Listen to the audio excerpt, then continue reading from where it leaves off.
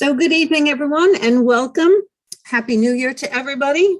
The January 12th, 2022 meeting of the Long Branch City Council will now come to order. Roll call, please. Mr. Dangler? Here. Mr. Vieira? Here. Mrs. Wittes? Here. Dr. Selly? Yes. And Dr. Vogt? Here. We'll now recite the Pledge of Allegiance. I pledge allegiance to the flag of the United States of America and to the republic Which which stands one nation, under God, indivisible, with liberty and justice for all. Good. I will now read the mission statement for the City Council. The Long Branch Mayor, City Council, and Administration are committed to cultivating an environment of mutual trust and respect that values the diversity of our community. We will strive to enhance the quality of life for all who live here by making Long Branch a desirable place in which to live and prosper. We'll treat all members of the public with respect and expect the same in return. Madam Clerk, if you could read the certification. I hereby certify that this meeting has been published in the newspaper and adequate and electronic notice has been provided in accordance with the Open Public Meetings Act and the New Jersey Administrative Code, Title V, Chapter 39, Section 1.5, Notice of Remote Public Meetings as required by law. Thank you. So at this time, I'd like to turn the hearing over to our city attorney, Mr. Ranone, and this is for denial of a taxi medallion to Emmanuel, and Mr. Ranone, help me with the pronunciation of that last name, Emmanuel. I'm not sure that maybe I'll do this. I will introduce his attorney, Mr. Charles Giuliano, who can give us a correct pronunciation. Okay, perfect. Thank you.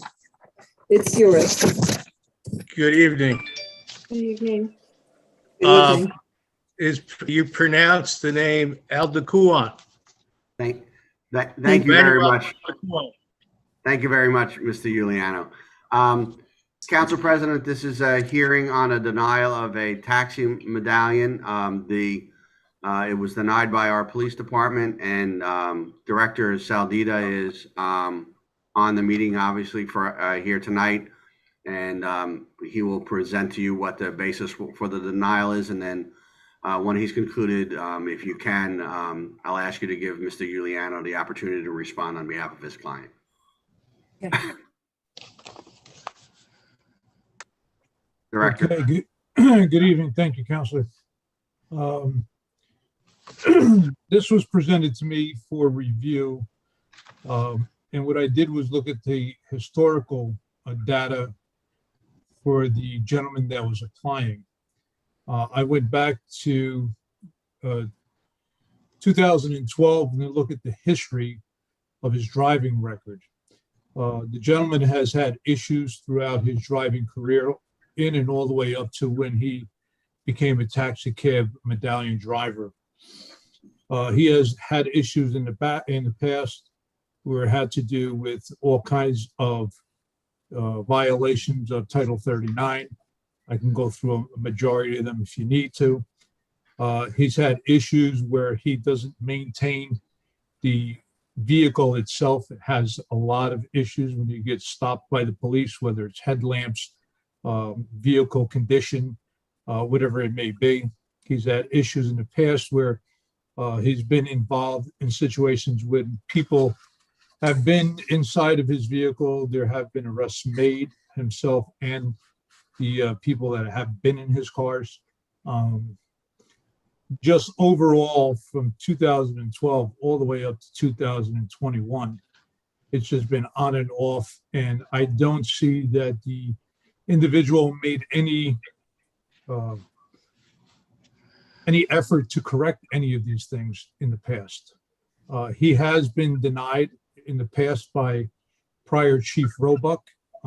Once again, I believe he did have some hearings back then. If I didn't find the information, but I did see that counselor for the individual did supply a letter in past history, probably, I think it was like 17 or 19 in reference to having a hearing.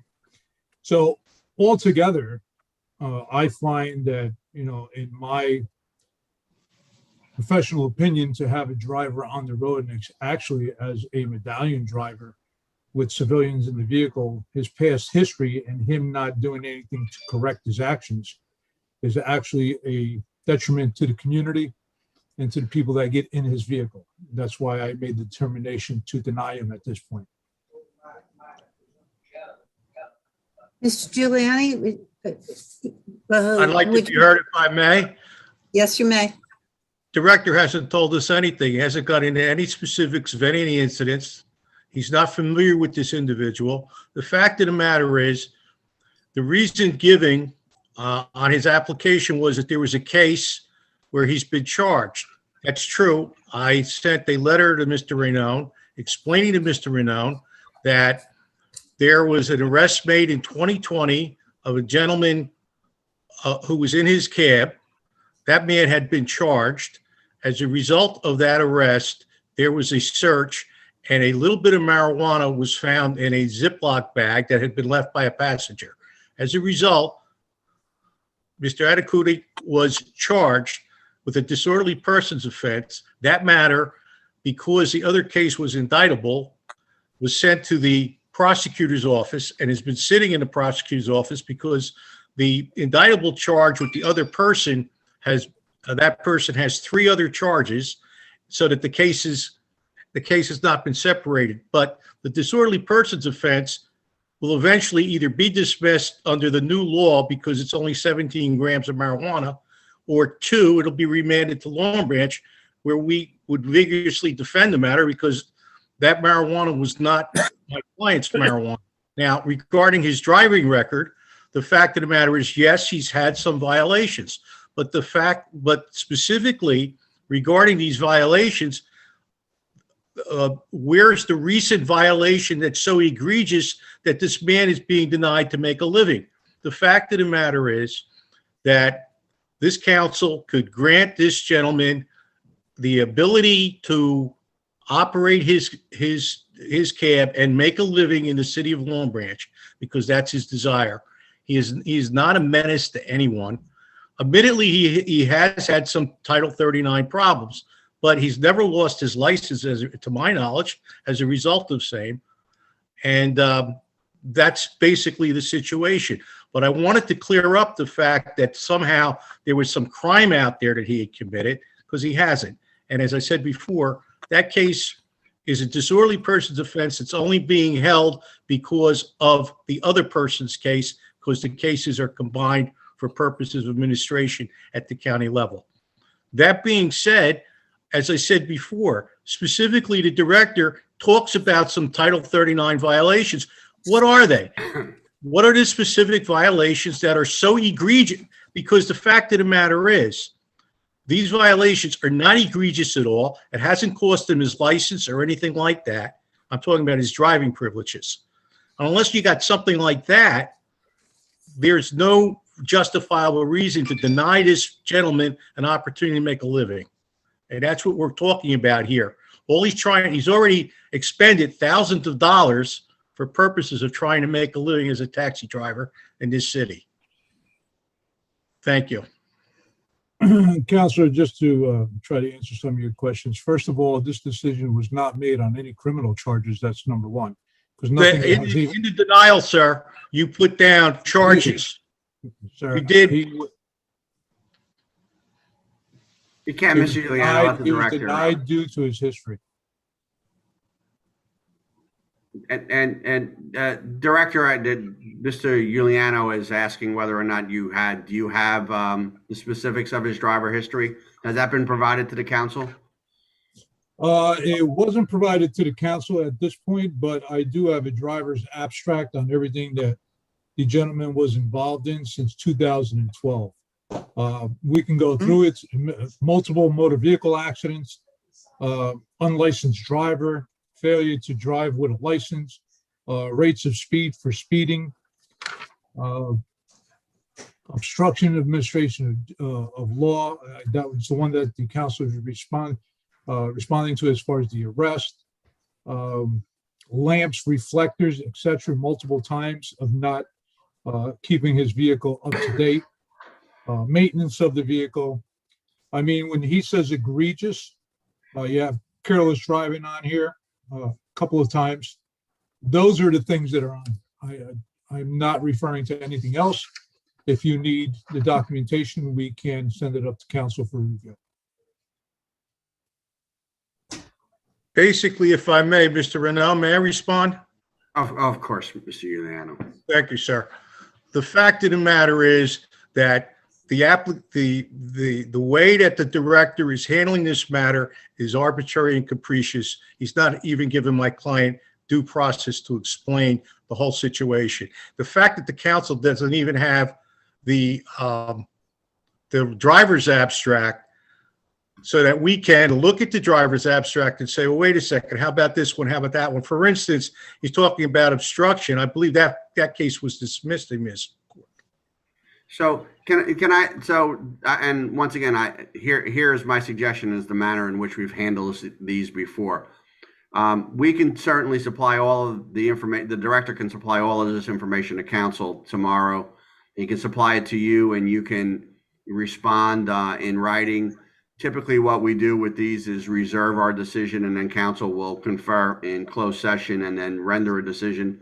And if you would like, Mr. Giuliano, we will leave the record open for you to respond in writing to what the director, I'll have whatever the director sends to the council, I'll have him send to you tomorrow.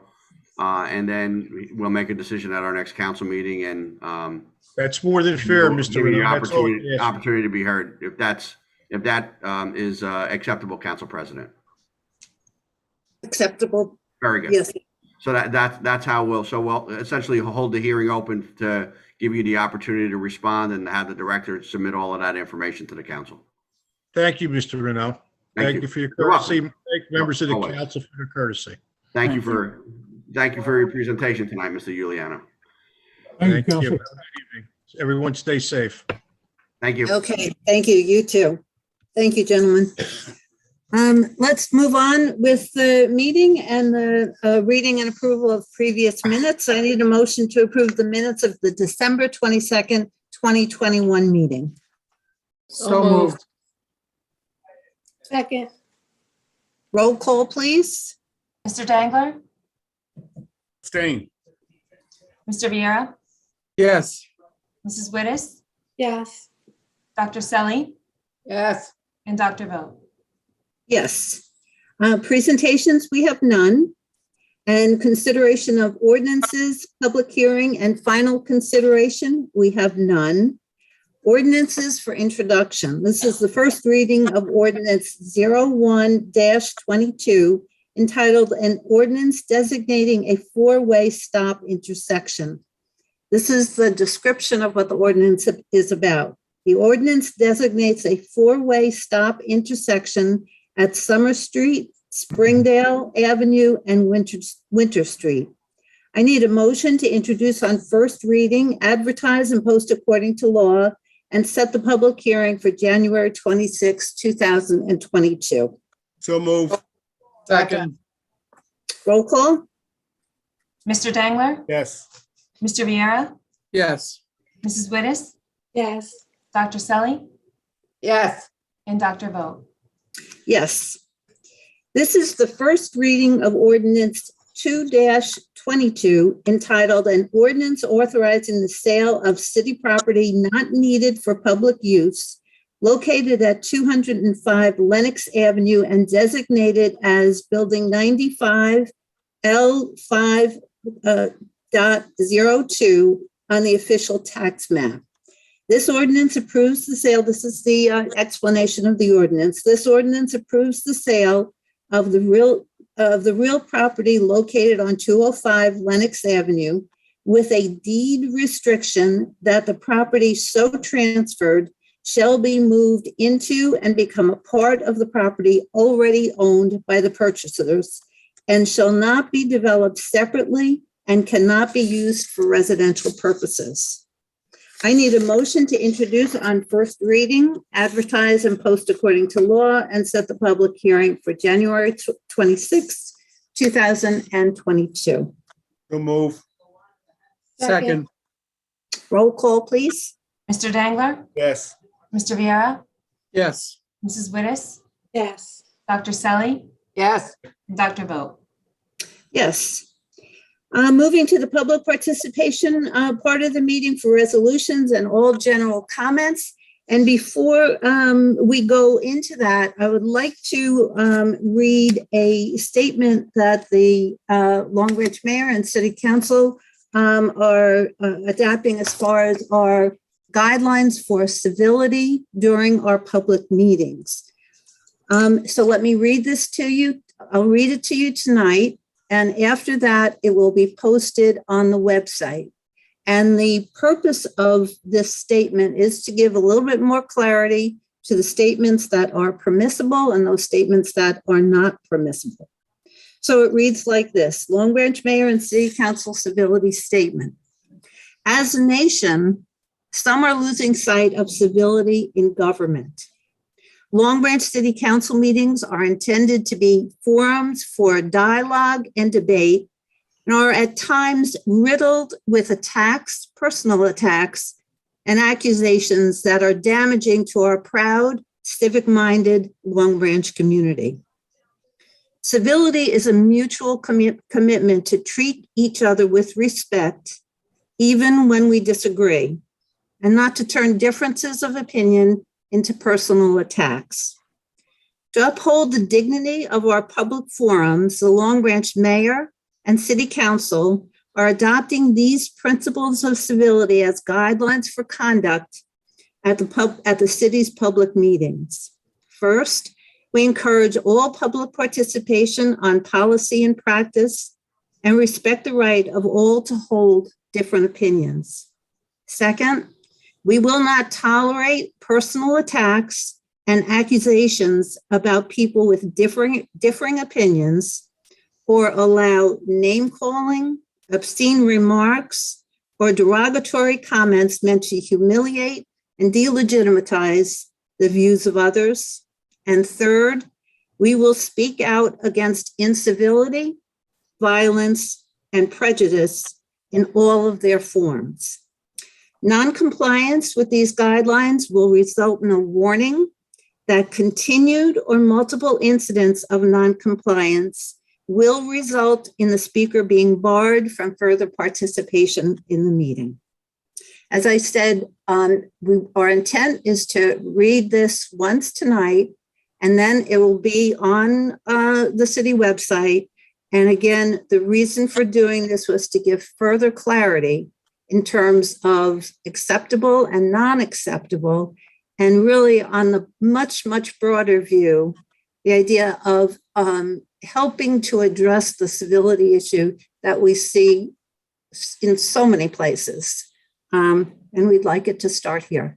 So with that, let me turn to the public participation part of the meeting, and I need to ask for a motion to open the public portion of the meeting for all comments.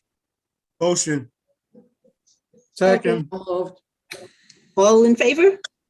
Aye. Aye. If any member of the public has any comment to make, please dial *9 on your phone, and a representative will call you by the last 3 digits of your phone number. When you're called upon, state your name and address clearly for the record. You'll have 5 minutes to talk and may only speak once. All comments should be directed to the council president. There will be no cross dialogue during the public portion, and after everyone from the public wishing to speak has been heard, any member of the council or the administration may address your comments and questions. While public participation is encouraged and valued, the presiding officer reserves the right to terminate remarks to or by any individual not in keeping with the conduct of a proper and efficient meeting. And do we have any callers? We have 2 hands raised. Caller whose phone number ends in 350. Go ahead. Ernest McNally, 710 Northeast 7th Street, Unit 407, Boynton Beach, Florida. I moved here November of 2020. And I was born and raised in Long Branch and lived in Monmouth County, Long Branch and Asbury for 72 years. And I'm very, very, very glad to be out of there. I feel really bad for the people left behind that I grew up with, families, children, etc. People in the school system, the public school system, in religious institutions, in Boy Scouts, and of course, victims of law enforcement, the courts, government, prosecutor, sheriff, commissioners, etc. Now, I'm not sure why you read these statements that the public can't bring anything up, because if you do look at the news, whether it's a president or anybody, I mean, come on. You talk about personal attacks. And how do you come off saying that in Long Branch? You can't talk about somebody in office. In other words, when I say something about the mayor or about a council person, I don't know these people personally. Mayor Pallone, I've never had coffee with you. Anyone on the council, I've never been anywhere with you. I don't really know you except publicly and politically and as government. And what you're saying is, when you say, look, I don't like the fact that Mayor Pallone voted yes with Mayor Schneider for 28 years, you say, you can't say that. That's a personal attack. What's personal about that? And Council President, where do you keep coming up with this profanity? Give me one, I haven't heard a profane word. Give me one profanity. Give me one. Give me one. Mr. McMillan, this is your 5 minutes. I know what you don't think I know that? You allow questions. You allow, people to ask the finance person and other people questions. I'm asking you. You keep talking about profanity and personal attacks. Give me one example of a profanity. Give me one. Okay, there's none. Give me one example of a personal attack where someone said, I'm not talking about Mayor Pallone, I'm talking about John Pallone from New York, wherever he was raised, and now lives in Long Branch. It's not personal, it's government, it's business. Anyway, let me move on. Look at Wall Township. Look at the last prosecutor, Christopher Gramaccioni, a Wall resident. Look at his wife, right? Deborah, an Ocean County Superior Court judge. They both resigned. Big problems. We all know Seidel. They were refused qualified immunity for rearming Seidel, et cetera, et cetera. Look what's going on now with sex crimes, hazing in the schools. And look at the police officers who are also coaches who are suspended. And then who do they put in as lawyers? Come on, it's always the same. Gramaccioni's wife, the judge, is a lawyer. And they're allowing Christopher Gramaccioni, who's still a defendant in a civil case with Seidel, to defend the football hazers and the sex offenders. How do you do this? How does this happen? And now you're going to say, yeah, you can't talk personal. What personal? 1 minute warning. Linsky and Gramaccioni are Wall residents with Assemblyman Sean Keane. What they've done in that city and that township and what they get away with is uncanny.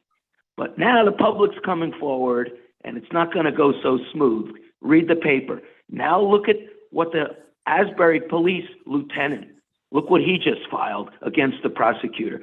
This Monmouth County prosecutor, its Internal Affairs Division, Police Responsibility, Bias Crime, the last 3 directors, we got Melanie Falco now, you had Jennifer Lipp, you had Jackie Seeley. Half of them are defendants in the Seidel case. And then what do? When they get fired, you turn them into the head of Brookdale College, something for the sheriff, something for Monmouth University. You can't make this stuff up. And it's not personal. It's not personal. It's not profane. 5 minutes. Right? How much time do Your 5 minutes are up, Mr. Magnoli.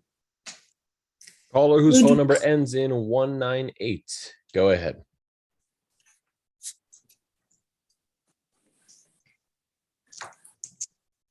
Mr. Acting Man, can you hear me?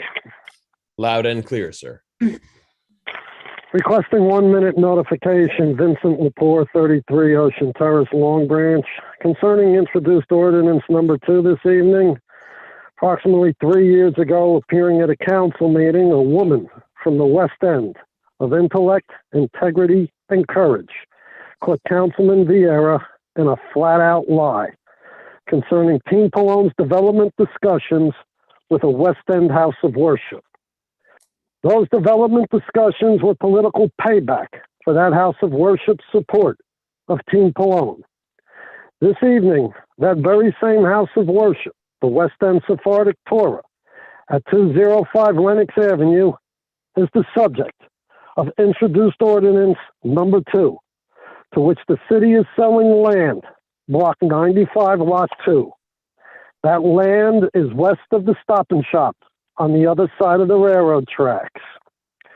Referencing the development discussions uncovered, investigated, and exposed 3 years ago, the questions now become: 1, how does the sale of this lot accommodate any future development plans of the West End Sephardic Torah? And 2, what is the intended use of this lot? The ordinance for sale doesn't say. Before any consideration of this city land sale, the matter should have been transparent for the people of this city. Transparency, that again, does not exist with Team Palone. Preliminary discussions should have taken place with the city zoning board on the intended use of this lot, with the bigger picture of how this lot will be aggregated for a potential mid-rise development or a potential school development.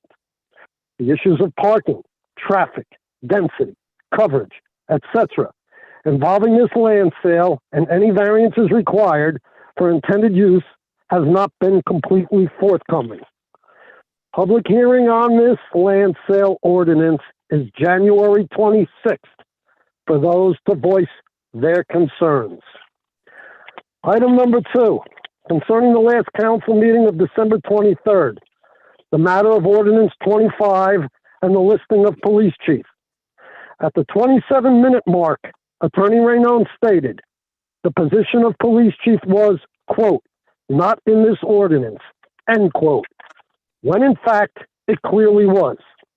At the 38-minute mark, Attorney Raynone then continues stating on Ordinance 25 in reference to the police chief that the, quote, position's been taken out of the code, end quote. And that's true, Mr. As Lepore. of It has this been taken out of the code. evening, And as that of this was, so that's essentially true. Madam Chair, he's overspeaking President. the speaker. Madam But- Chair, he's overspeaking the speaker in violation of your cross dialogue rules. Mr. Raynone, has incorrect information been stated? Absolutely. Would you Council please knows that provide? when we created the public safety position that we removed the police chief's position, and Mr. Lepore knows As that. of this evening, the city code, chapter 78-19, available for viewing by every resident of this city on the city's website, has listed the police chief under the title Responsibilities of Chief, chapter 78-19. Section A states the chief of police and his executive duties. Section B states the responsibilities. So it's in the Mr. code, Lepore, Attorney you have the Raynone. wrong ordinance, You are Mr. Lepore, wrong. because that was repealed. Mr. Attorney Raynone, you were wrong, not once, No, but no, twice Mr. on this Lepore, I know ordinance. because I Mis- wrote the The ordinance and it was position adopted by of police chief exists in the city code, It does not. and Mr. council's Lepore. vote on ordinance 25 further codified and affirmed that position. The answer is it doesn't, Therefore, Mr. Attorney Lepore, Raynone, so I that's- just fact checked your position Sorry, as a sorry, city sorry, attorney, Mr. Lepore. I'm and not Mr. going to argue with you, but Lepore, council knows what we and did. City Council President Anita Vogt. With your censoring false checks, I just fact checked you into your dismissal from this council this evening. Your resignation is expected. And further aggravating is the fact that this council did not follow through on the government strategy group report, which the taxpayers paid $43,000 to remove the police chief from the city code.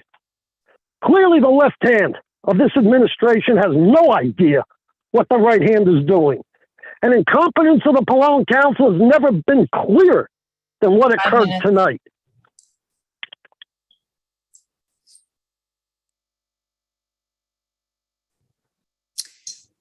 Will, do we have any other callers? No Council other President, hands raised.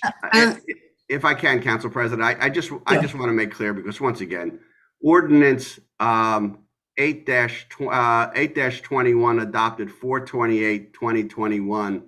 I'm not sure what Mr. Lepore is even reading, because I have it up on the screen in front of me. That's one of the advantages to being at home and having an internet connection.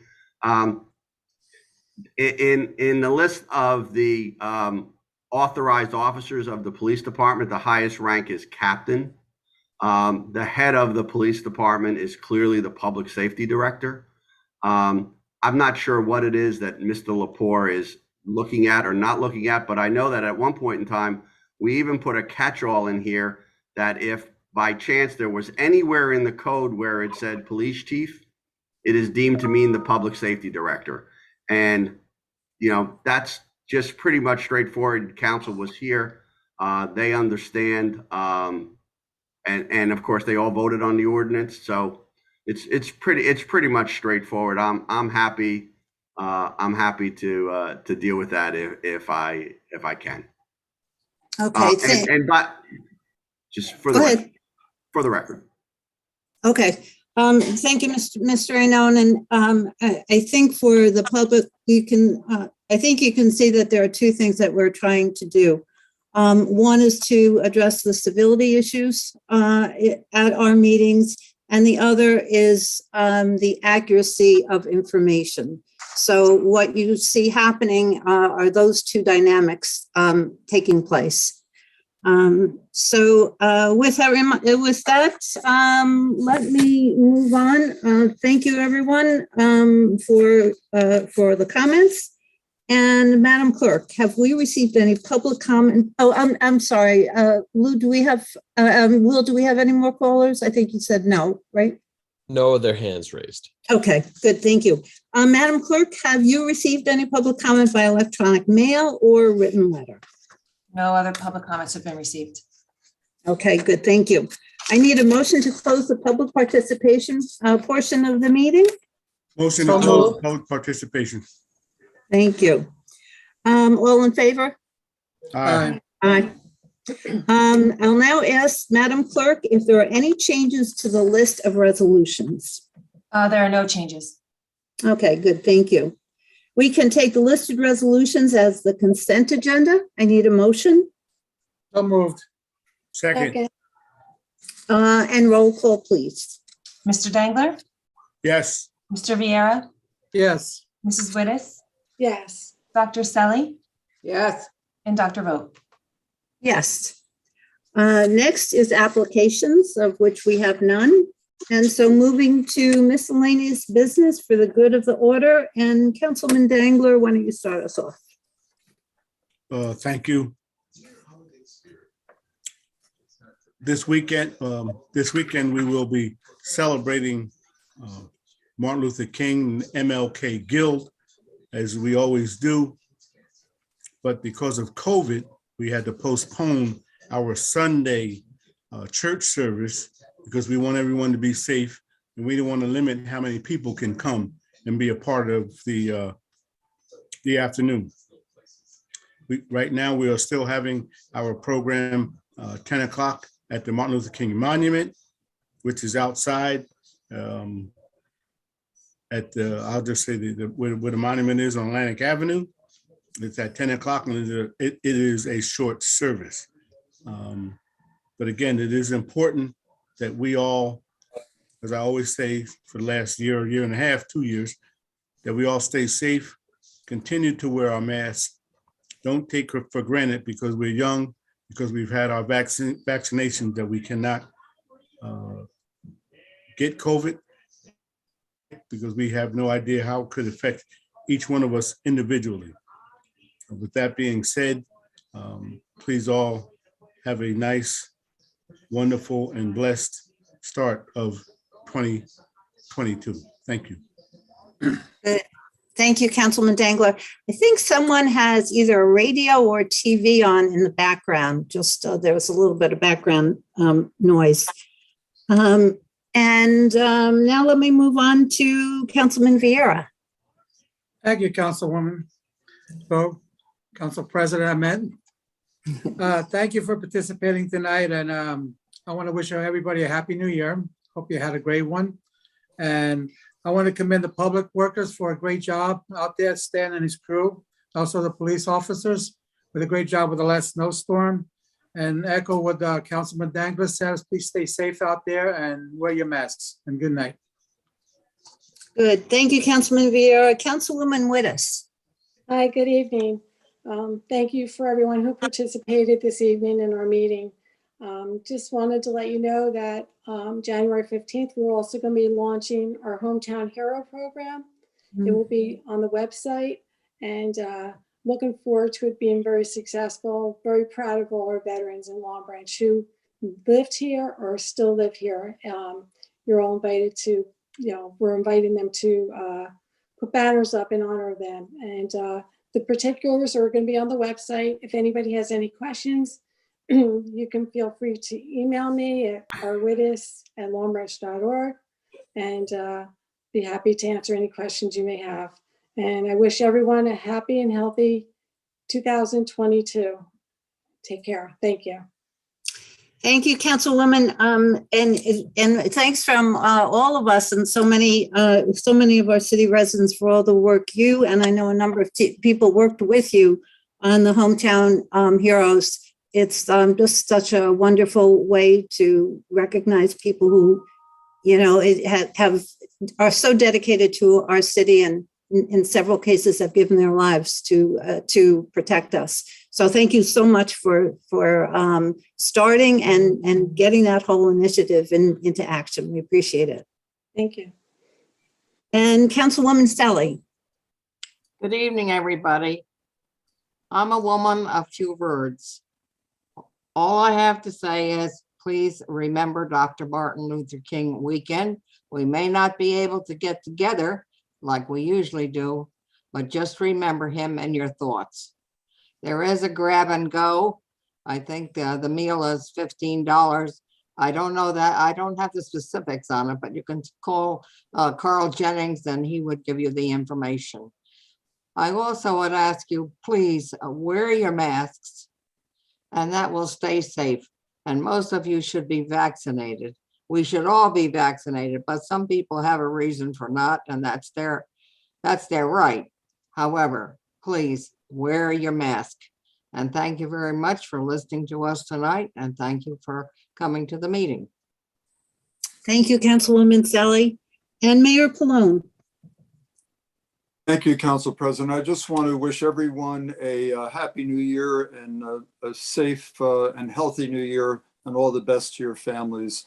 I also wanted to add that we continue to have our weekly free COVID testing and vaccines at the Bucky James Community Center. We encourage our residents to take advantage of this in-town option.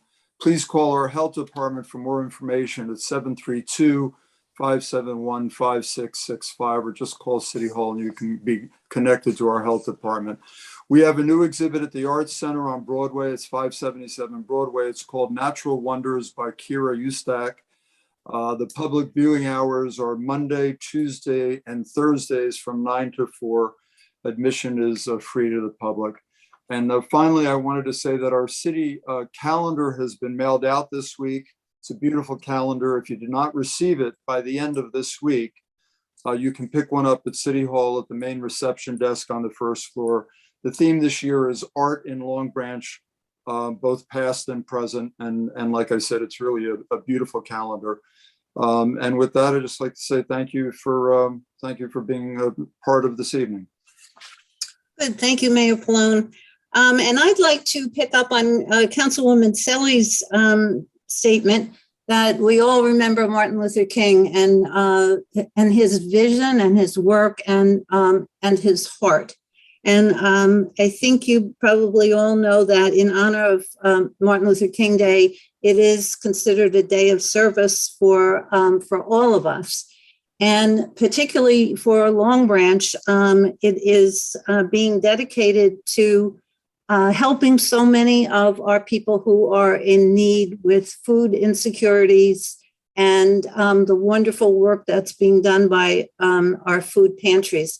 Let me just tell you a very quick sequence of events, which I just think speaks so positively to the cooperation within the administration. And I'm going to start with pointing to Director Domingos and is it Sergeant Decker? I'm not sure of the level. Sergeant Decker, who attend our regular HERS meeting. And at our HERS meeting this week, we talked about how we can help, particularly with the homeless and particularly with people in need of food. And Director Salditos, went right to his computer at the end of the meeting and emailed. Now, is this right, Sergeant Levy, or what's her new level? Sergeant Levy. For Sergeant Levy, who is our person who works so much with the community and provided us with a whole list of all of the food pantries in Long Branch. And then that cooperation got even extended as we forwarded the information to Dana Kawat. And, I talk about our email blasts all the time and how important it is to check them. So the information, she formatted all the information, she put it in the email blasts, and she put it on the website. So anyone who does want to pick up on the idea of how can we celebrate the wonderful life and accomplishments of Martin Luther King, one of the things we can all do is to donate on this day of service to the food pantries that are in Long Branch. Check the website. And also to continue that work, not only on that one day, but throughout the year, as we think about the people that we can help through things like donations for food or donations of clothing and blankets for the homeless, to keep that in mind in the spirit of Martin Luther King. So with that, I also thank everyone for joining us tonight and wish everyone a happy new year. Let's hope this is the year that's going to take us out of this pandemic. And with that, I think I need a motion to adjourn the meeting. Motion to adjourn the meeting. And I have a second. Good, thank you. Okay, everyone, many thanks. A good night to all, and we'll see you again in 2 weeks. Good night, Thank you. everybody. Good night. Good night. Good night. Mario, have a good time. Thanks.